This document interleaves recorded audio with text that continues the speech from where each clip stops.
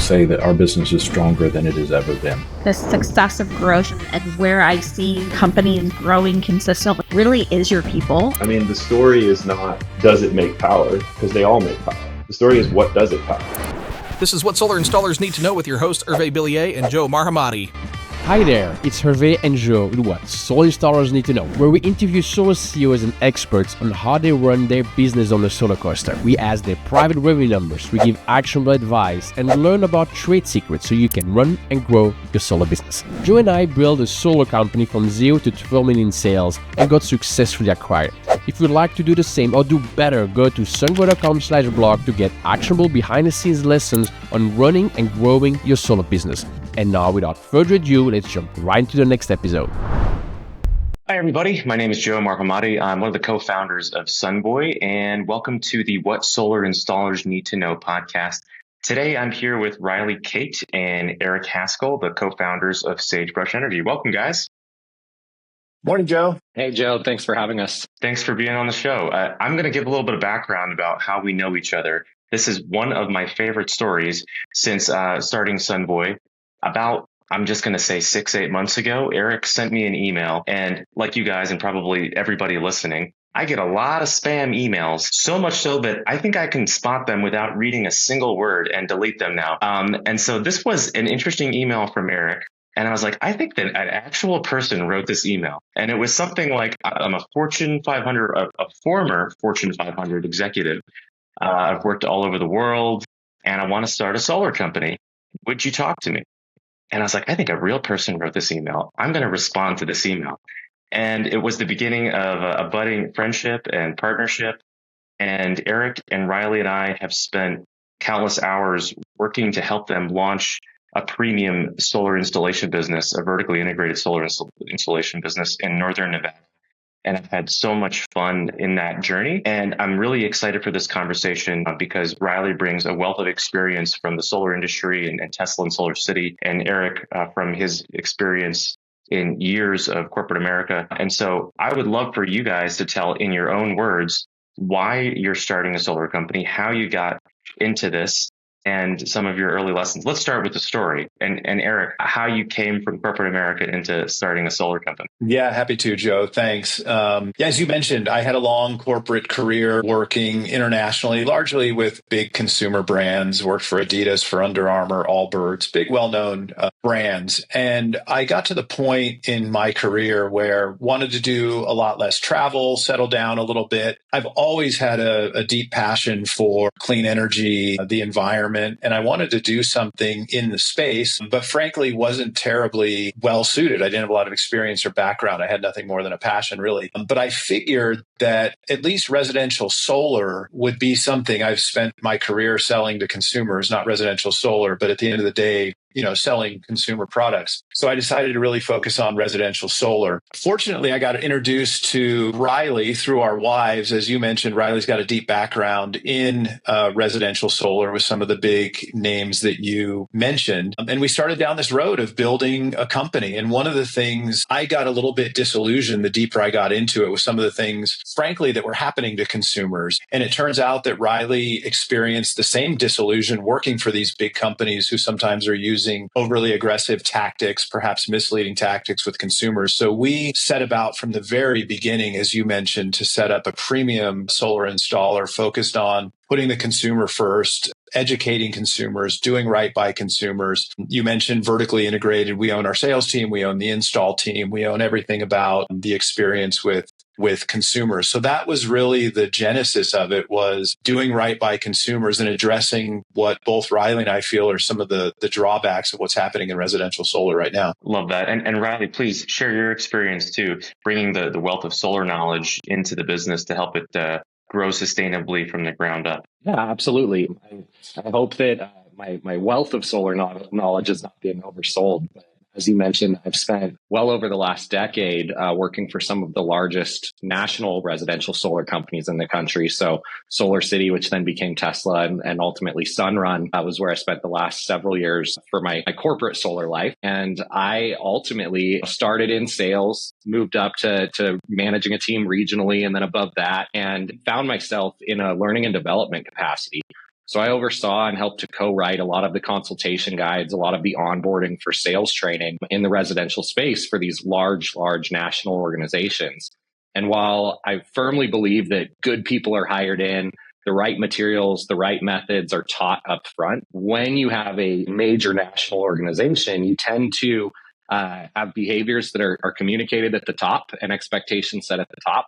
But as it dwindles down to the bottom and folks are chasing a commission check or chasing a quota and having to really narrow these pieces in a certain market, ultimately you wind up sacrificing customer experience in a pretty painful way a lot of the time. I had actually just decided I was going to be stepping away from the industry after well over a decade, just because I felt that it was just going in the wrong direction. Consumers weren't being taken care of in the right way. And ultimately, when Eric approached me and wanted to see or explore doing this in Northern Nevada, it may have taken a little bit of convincing, but after a couple of great calls, Eric is a salesperson for sure. He sold me. After a couple of great calls, we just decided that there would be nothing more special than being able to do it the right way, and in our own backyard. Having worked for multiple companies over the last decade, I had this realization that there was not a real friend or family member that I'd ever actually sold or pushed or tried to convince to move forward in the solar space with any of these companies, because the experience couldn't be guaranteed. Unless I made extra phone calls to get the right consultant, make sure the right crew was there, I couldn't guarantee what type of an experience they would have and what that experience would look like, not just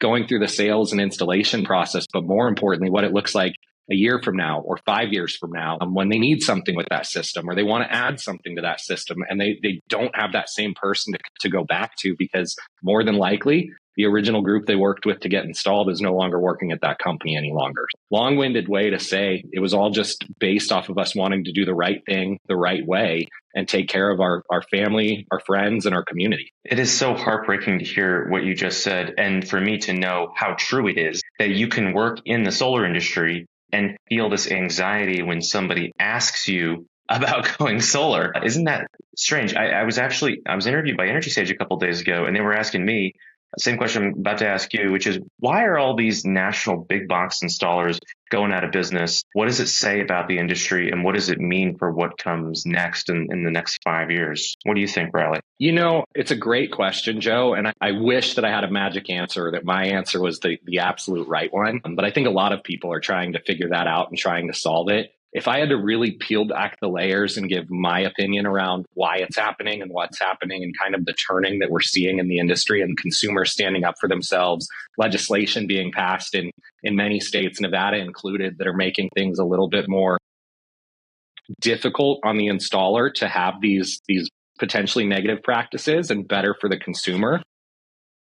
But I think that it boils down to not ill intent. I think that every one of these companies, going back to when these programs first started, when you look at the lease or the PPA being launched by Solar City or Sunrun back in the late early 2000s, the intentions were good, but over time, what started to happen was expansion became the biggest goal of anything. And how many new territories and how many new markets can we get, and how can we continue to drive profits? At the same time, the curve for the homeowner on the cost of going solar, especially with a third-party owned product, which is what all the national players are putting forward about 90% of the time, was not only heavily incentivized through commissions for these groups, but the rates that homeowners are paying were not based off the cost of solar whatsoever. It was more in line with what the utility companies have been doing.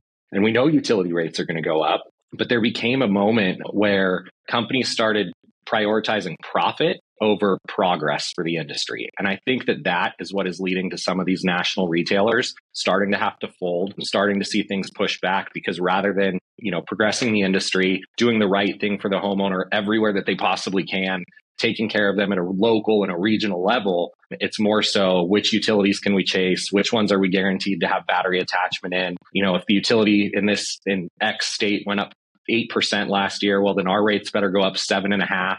As opposed to just chasing a great consumer experience with a product that can benefit them in the end.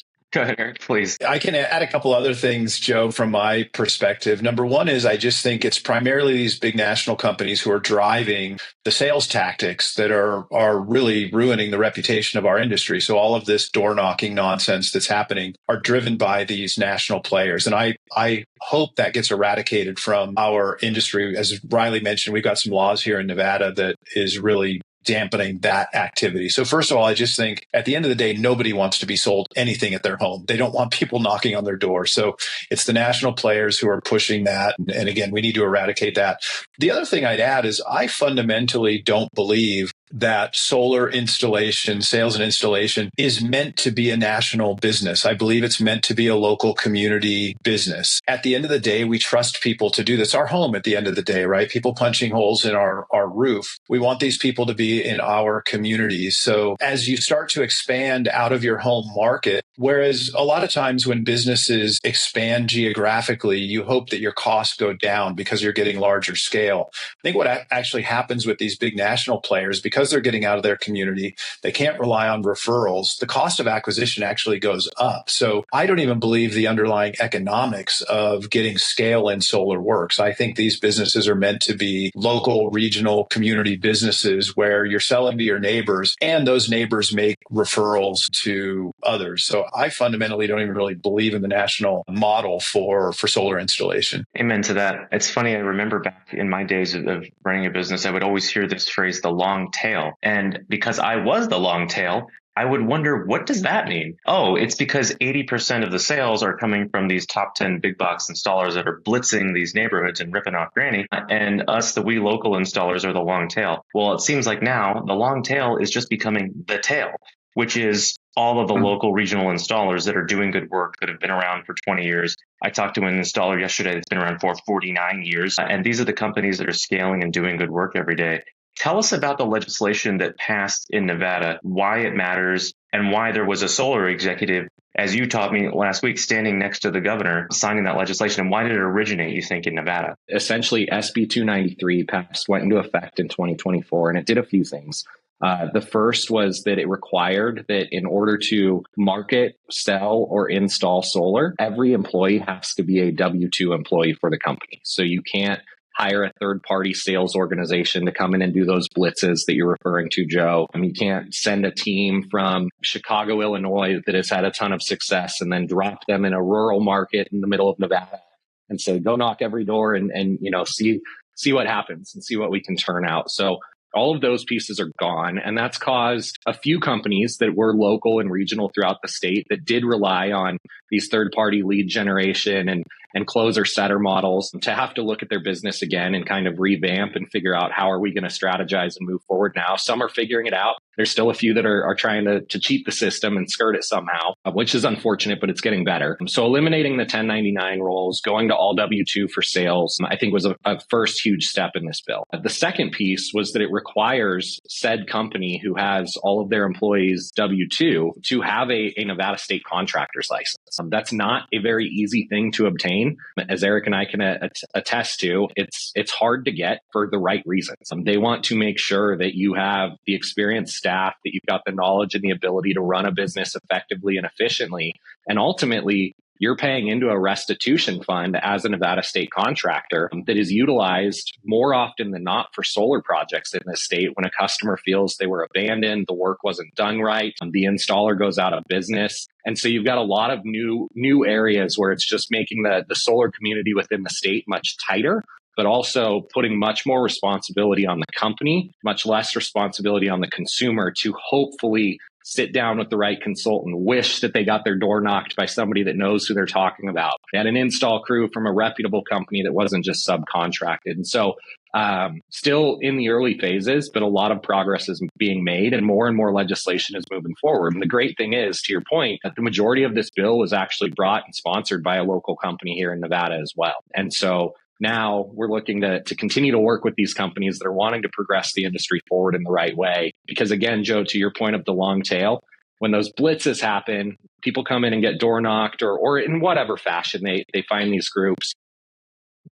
The scary part is not just the homeowners that said yes to it and had a bad experience, but got installed and where they might be stuck now. The worst part is the folks that didn't say yes or that wound up canceling their agreement, which across the industry with these big boxes, that happens upwards of 50% of the time that somebody signs up, signs a proposal, and then gets cold feet because there was no explanation that happened. And so they ultimately cancel. No harm, no foul, right? Except for the fact that we now know that that consumer is likely not going to meet with any other solar company or do any other research into what might be right for them for at least a year, 2, 3 years before they feel comfortable, or they have a friend or family member in their network that decided to move forward with a different company that they felt very good about. And so it cripples the industry, not just on the bad experience once an installation happens, if it wasn't done reputably, but more so almost on the consumers that have explored this and now are going to wait years before they'll explore it again. You know, it's funny. I had a podcast episode a couple days ago, and I was talking to a developer, utility scale developer, about if you were the king of the solar industry for a day, what would you change? What would you do? And we were talking about permitting and interconnection reform. But now that I'm talking about this with you guys, and I think about all the reputational damage that has occurred in the solar industry from these big box installers doing this kind of work and all of the bad press that's followed on from it, I actually have so much admiration for what was done in Nevada, and I hope it's copied in every single state in this country, because the biggest risk to the industry, I think, is actually reputational, not whether a solar installation takes 6 months. But okay, assuming that that's our number one. I couldn't agree more. And Joe, I'd be remiss if I didn't pause and say that, well, yes, the 1099 sales, the door knocking blitzes, those pieces largely have come from the big box, if you will, retailers for this. But there is also several small, chuck in a truck type solar installers that were guilty of this as well. And that just saw a way to make a quick buck in the industry and went out and did the wrong thing. So it happened somewhat on both sides of the spectrum. I don't want to put all the blame into one area, but you're right. True. Across the board, it was reputational. And so what this bill has done is kind of taken both elements out of that. You can't just blitz from a national standpoint and send a team in to, come in and knock every door. You also remove all of the guys that just, thought maybe I'll sell 5, 6, 10 systems, make a quick buck, and then bounce out of the state. So I will say though, Joe, sorry, go ahead, Joe. I was just going to, this is my favorite story of the last few years. A friend of mine said he got door knocked in the DC area. And it was from a company that had a local presence. And I thought, that's strange. I didn't think that company did door knocking. That's really weird. And then I asked my friend who runs the company, and he said, that's not actually my company. A company from the West Coast came to the neighborhood, changed their name to the name of our company, and started, you're familiar with this. Absolutely blew my mind, the creativity of the level of fraud going on. Or has been going on in the solar industry. It continues to happen. One of the more common things is you'll get somebody that says that they work with the net metering company. That doesn't exist. Or that, hey, we're out here and we partnered with the utility. I've even seen door knockers put on orange or yellow construction vests, wear a hard hat, say, hey, we're out in the area. I'm just setting appointments because we're working with so-and-so. Anybody that approaches you in that fashion is already just trying to undercut any value that they can provide, and they're looking to chase a commission check. And so when you have that scenario, homeowners end up in a very bad position. They're hopefully trusting of their utility company in some ways, knowing that they're keeping the lights on most of the time. So when somebody says, hey, I'm here with the utility or I'm here with the state, it's a bad. I agree. Eric, I cut you off. Good. I was just going to make a point that I do think, and this is not necessarily a popular view in the industry, but I think the industry is in a bit of denial, right? It's very common to say, oh, there's just a few bad apples. And it's more than that, to be honest. Has said multiple times, there's orchards out there. And frankly, the orchards are these big companies. I would say, I think by and large, the regional companies who are out there are doing great work. They're not engaging in this activity. But when these big national players consume such a large percentage of the work being done, it may not be a large percentage of the number of companies, but the volume of installs and marketing going on, it represents a big problem. And I think we need to be honest as an industry and call this out rather than sort of say, it's just a few bad apples, because frankly, it's not. So this is a perfect segue for you all to tell us about the values of SageBrush Energy. Tell me about how you came up with the name and the logo and the aesthetic, and also what values do you hold, and what do you want the brand to represent in the industry in Northern Nevada? I'll start, then I'll let Riley add on. So obviously SageBrush is it's the state plant, the state flower in Nevada. We've mentioned multiple times that we're a local community company. We don't have ambitions to expand beyond our community. So we felt very comfortable coming up with a name and a brand that's literally rooted in Nevada, specifically in Northern Nevada. So that's sort of where the name comes from. It's really a reference to the heritage of the state, the beauty of the state of Nevada. In terms of the values, we've hit on it a lot already. Trust is critical. We spend a lot of time building trust. We don't have aggressive sales tactics. To date, literally 100% of our work has been through referrals, word of mouth. We've done very little marketing. That whole idea of building trust, building relationships, not using these aggressive tactics have been important. And then at the end of the day, obviously doing extremely high quality work so that when we've put the system on the roof of our consumers, they're happy with the outcome. They've had a great experience. It's a high quality install. So really building that trust up front, building the relationship, maintaining that relationship, and then delivering an excellent system. Riley, you want to add on to that? Yeah, I think obviously I will double down on trust 100% of the time and what we're trying to convey there. Again, I'm a Nevada native, born and raised. My parents are Nevada natives, so been here for multiple generations, and it's just really, really important that we give this community a company that they can trust. And we do have a few other very reputable folks within the region as well that are doing great work.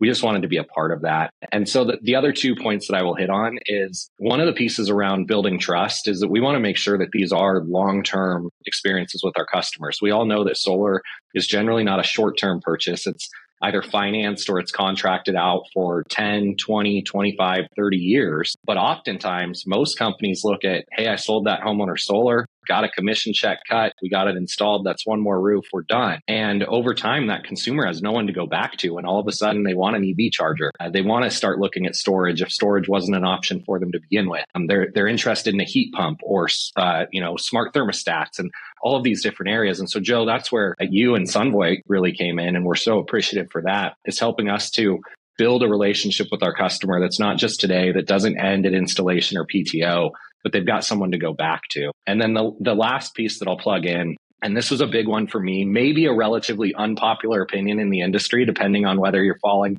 into kind of the big box world or the regional world, is we wanted to have all financial products available to our customers. I think we've all seen regional companies that, maybe don't have the ability to offer a TPO product, a third party owned solar lease or PPA. And because they've never had the ability, or because it's so foreign to them, they kind of trash them. You'll see it on regional companies' websites sometimes of just saying like, before you ever sign this, talk to us. And it's really because they only have a loan product or a cash product to offer. On the inverse, you get the big boxes that are heavily incentivizing their TPO product and wanting to move forward with TPO. And so they're slamming the loan offers that are being competitively bid from the regional companies. And so you get this clash that at the end of the day, both parties are guilty of the same thing, which is trying to persuade a consumer into a product that they feel is best, not that is necessarily best for the consumer. And so I'm a big fan of a very consultative process to identify and help the consumer ultimately make that choice as to why they wanted to go with a third party owned.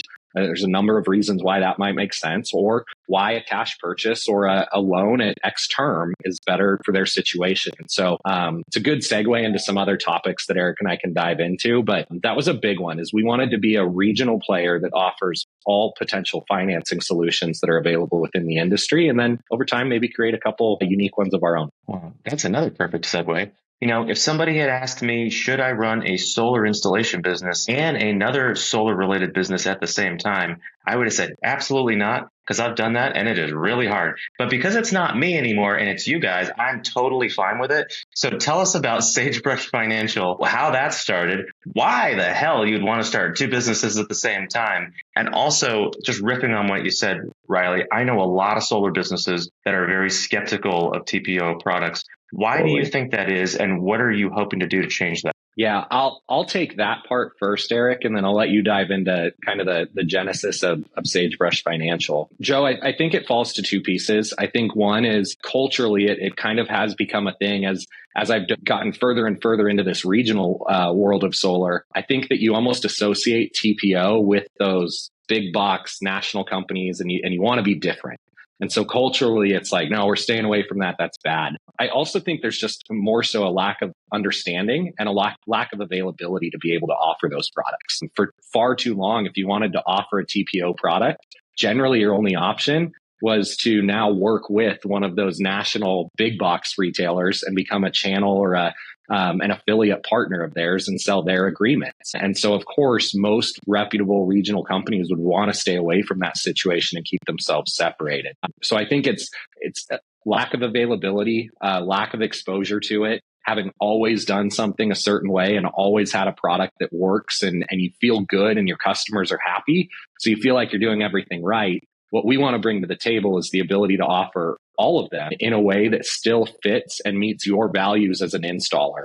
So that being said, I'll hand it over to Eric on kind of where things went and how we got this other sister company started. Yeah, SageBrush Financial really was born out of us feeling that there weren't good options and frankly, a bit of frustration for what was there. So when we set up SageBrush Energy and we started to look for financing options for our companies, on the loan side, frankly, there were a lot of products out there that we just didn't want to offer to our consumers. I won't name names, but we all know that there's products out there that are predatory, frankly, and unfair to consumers. So I had zero desire to work on the loan side with those companies. We ultimately ended up finding a good partner on the loan side in Climate First Bank down in Florida, and we built a great relationship with them. They've got a great product that's fair to consumers. None of these exorbitant dealer fees and things like that. On the TPO side, though, we really couldn't find anything in the market that either gelled with the values of our company or frankly, the ones that have good products. We were a brand new company and had the door slammed on our face a few times, which if I'm honest was a bit frustrating. So ultimately in one of those frustrating moments, I said to Riley, and Joe, this is the moment you're referring to,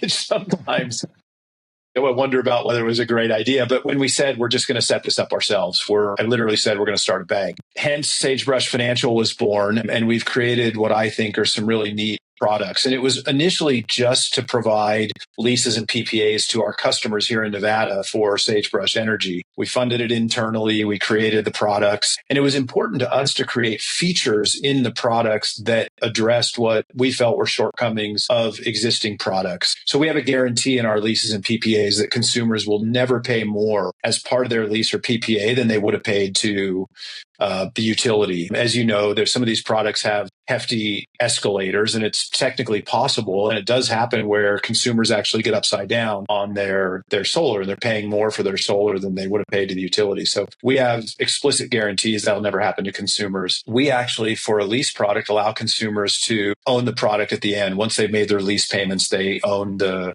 system, which is, again, unique feature that we've created. We've put a bunch of features in that make it really easy to sell your home, because you hear some people talking about these TPO products being an impediment to selling the home. So we've sort of stripped all of those away.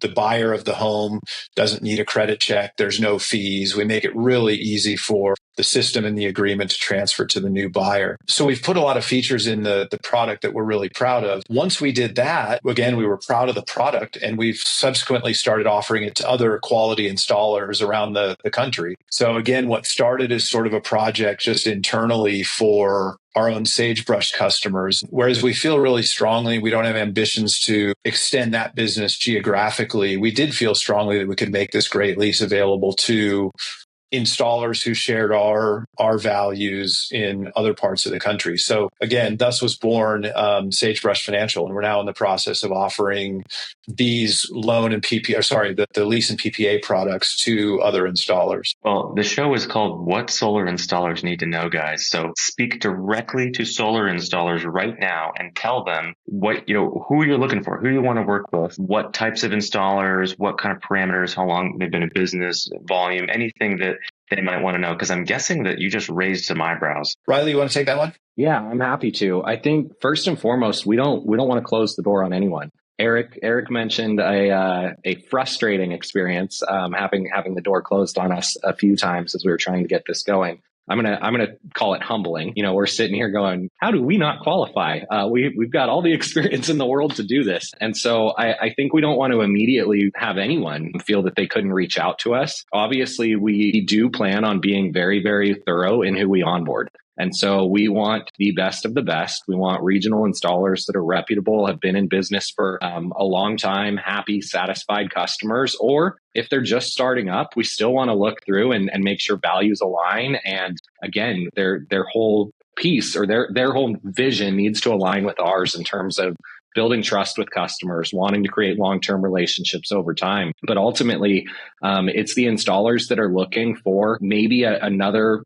just financial product in general to be able to offer as things continue to change within the industry. Cost of goods are in flux and, there's a lot happening. You do sometimes start to see these cyclical spins of where people gravitate away from loans and lean more towards a third-party owned product. And so if you're starting to see that in your market, reach out and let's have a conversation about it.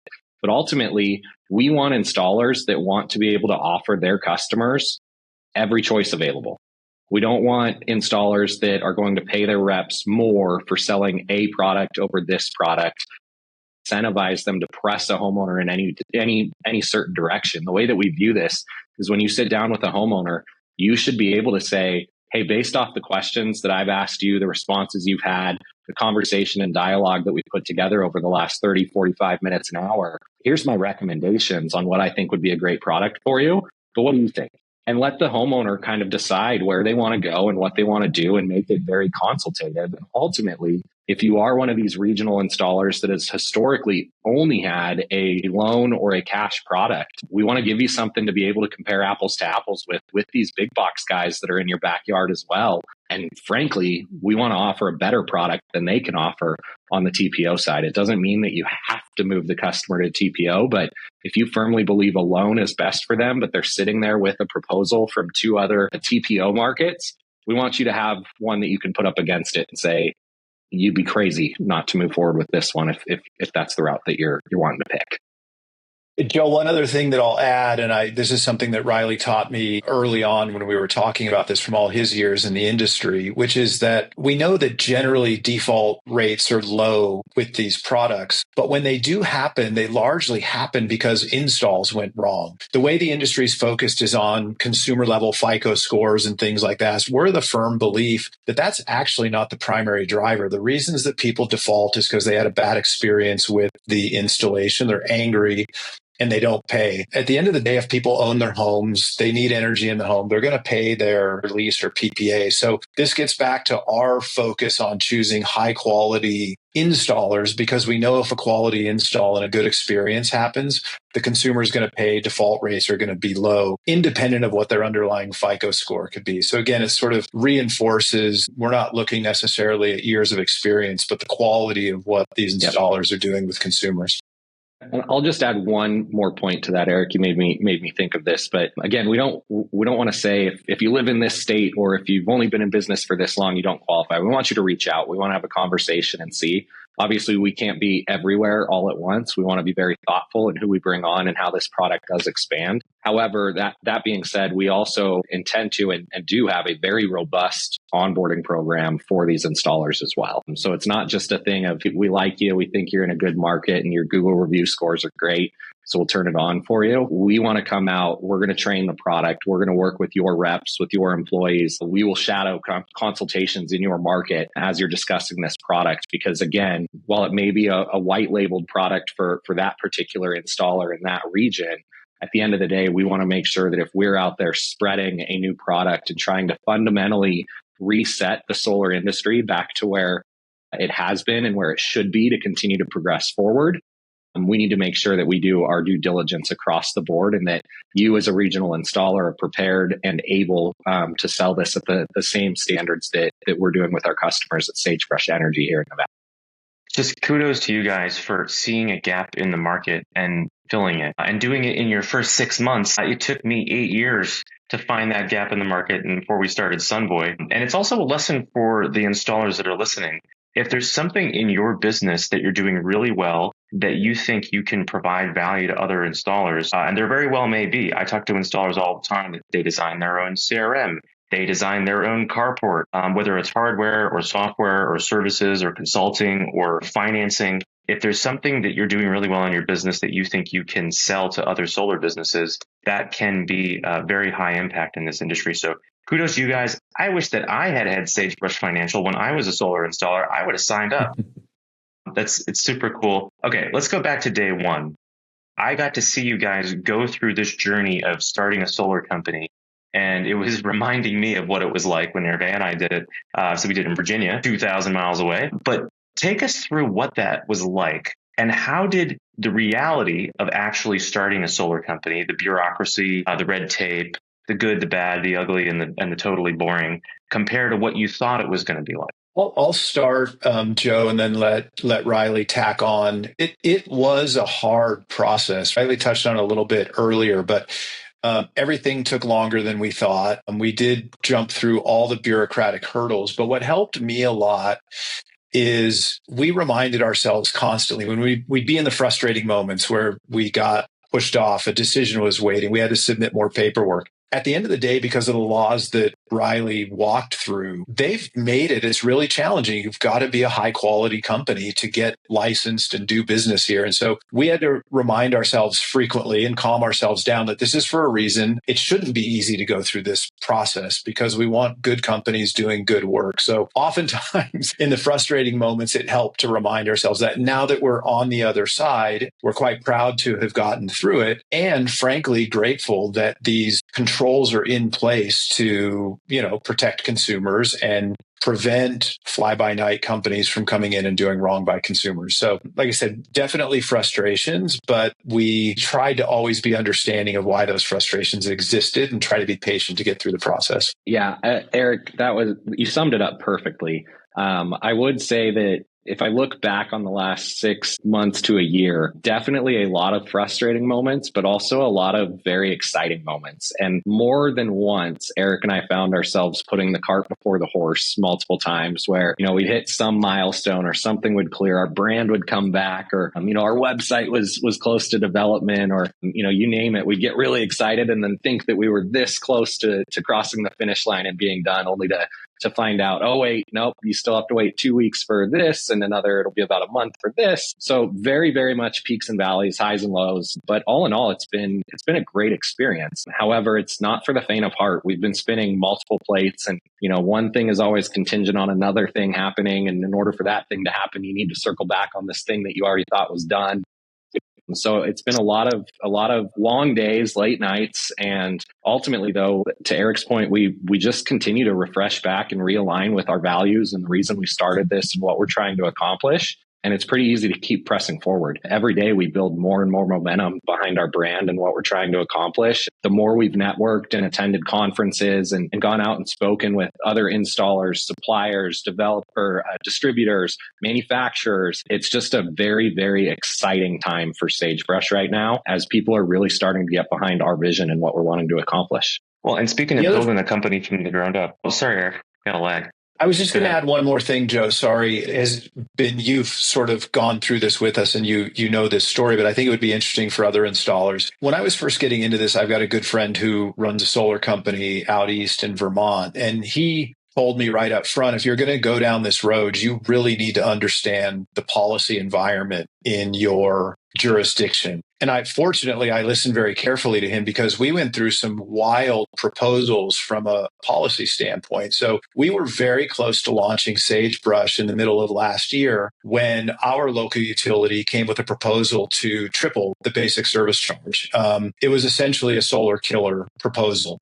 They were proposing to make the basic service charge in Northern Nevada the highest in the country. And they were promising to lower volumetric rates at the same time. So it was very clearly a proposal meant to make the economics of solar hard to do. And so Riley and I literally had to put it on pause because had this proposal gone through, we were struggling to find a way to get the math to work. And we were literally on hold. And this took about a half year to get resolved. It finally got resolved in the fall of last year. Thankfully, our Public Utility Commission here in Nevada rejected the proposal by our utility. And then we started back down the road we were on. It was an interesting reminder. We still to this day stay very close to the policy environment, whether that's of your local utility or your state legislature, or whatever that is. We stay very involved in all those. And I would encourage all existing and installers to heed the advice that I was given early on to really be close to the policy environment where you're doing business. And I would just add to that too. Don't be afraid to reach out, not just to other solar companies and peers that are advocating, but this is something that coming from the larger companies, we just we're generally always involved in the policy component. And I think a lot of regional folks can find that intimidating to dive in and ask questions, but don't be afraid to reach out to a senator, reach out to a state representative. They'll take your meetings, they'll take your phone calls. They will absolutely walk you through and hear your stories. So don't allow that to be a gating factor. If you see something wrong or if you think something could be done better in your city or county or state, make it known. And oftentimes big things will happen. I'll second that. We actually had a government affairs person in our business, even though we were a relatively small local business, because there are so many regulations that need input from solar installers. And sometimes you feel like a passive bystander, but they actually want to have your input on what's working and what's not working, whether it's getting licenses or getting permits or getting interconnections.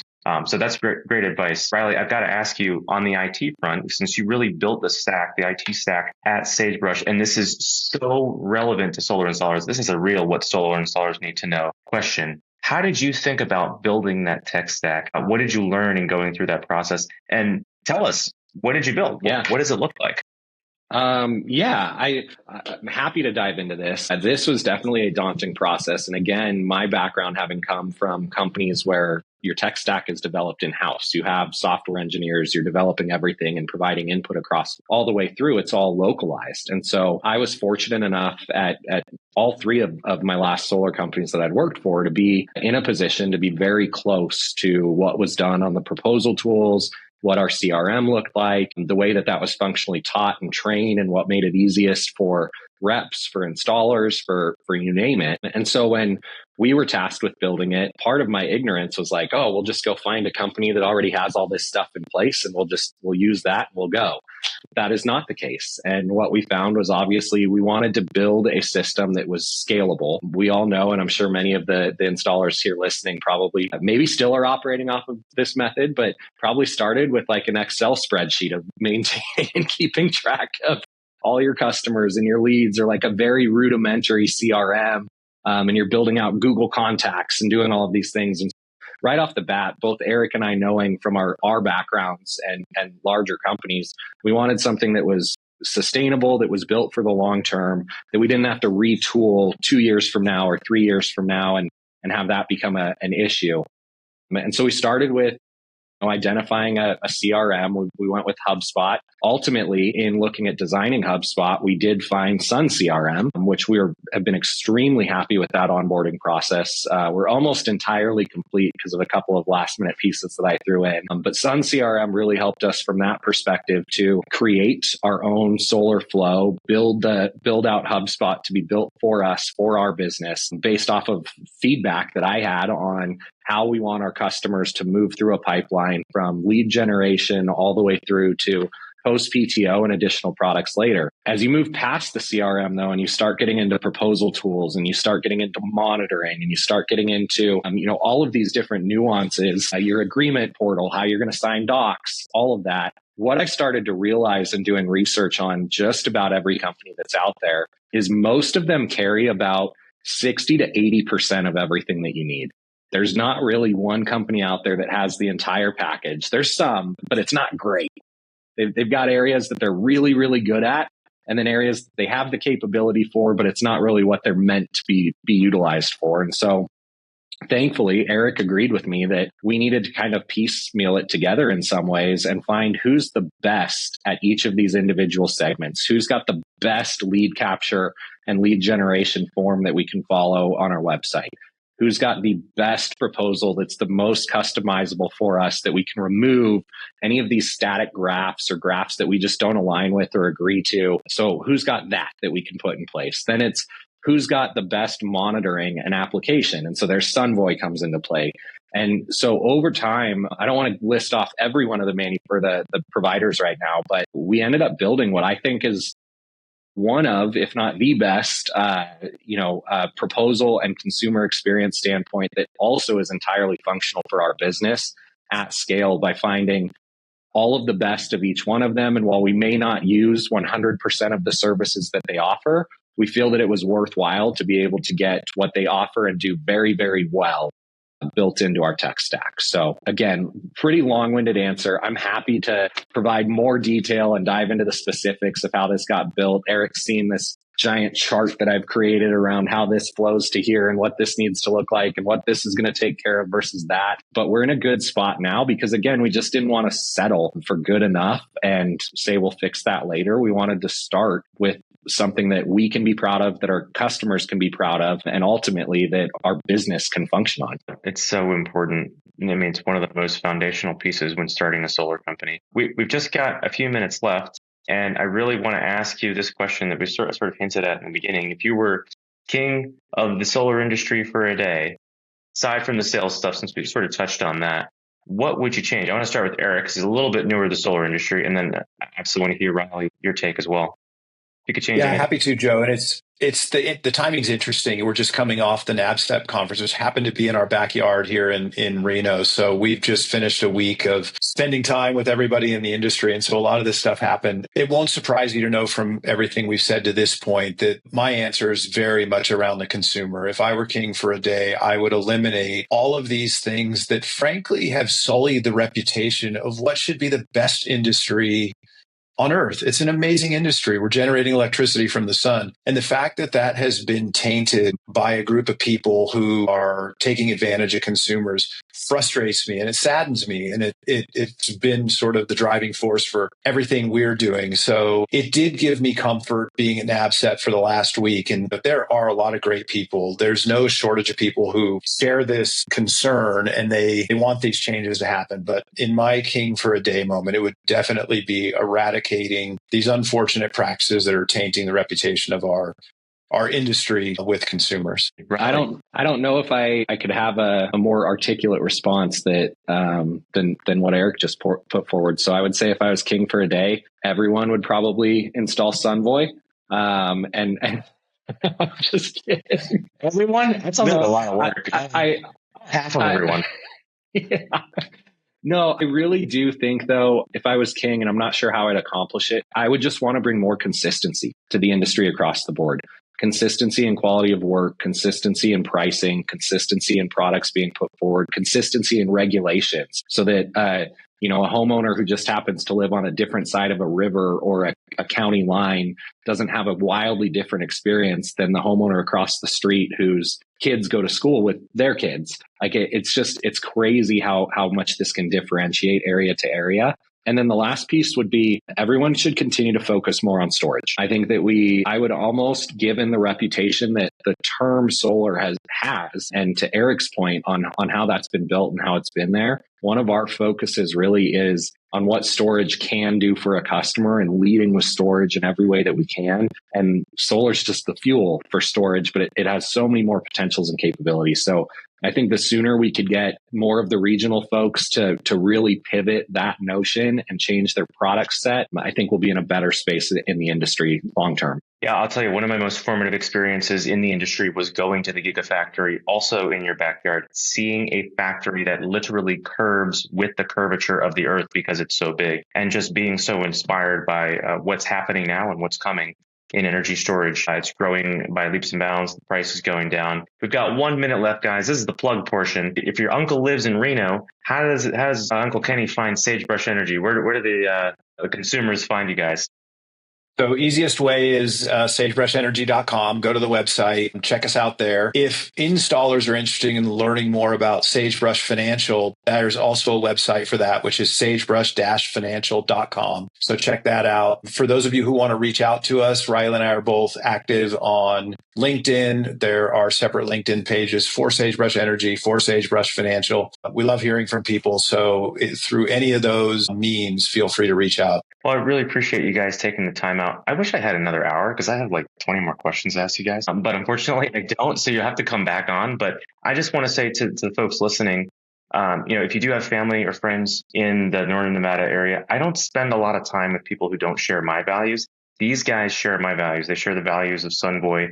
They share the values of what I think the solar industry needs. It's been a pleasure to get to know you guys. And I know your business is going to do extraordinarily well. And thank you for taking the time to be on the podcast. Thanks for having us, Joe. Really appreciate it. Great. Thank you for everybody for listening. This is Sunboy's edition of What Solar Installers Need to Know.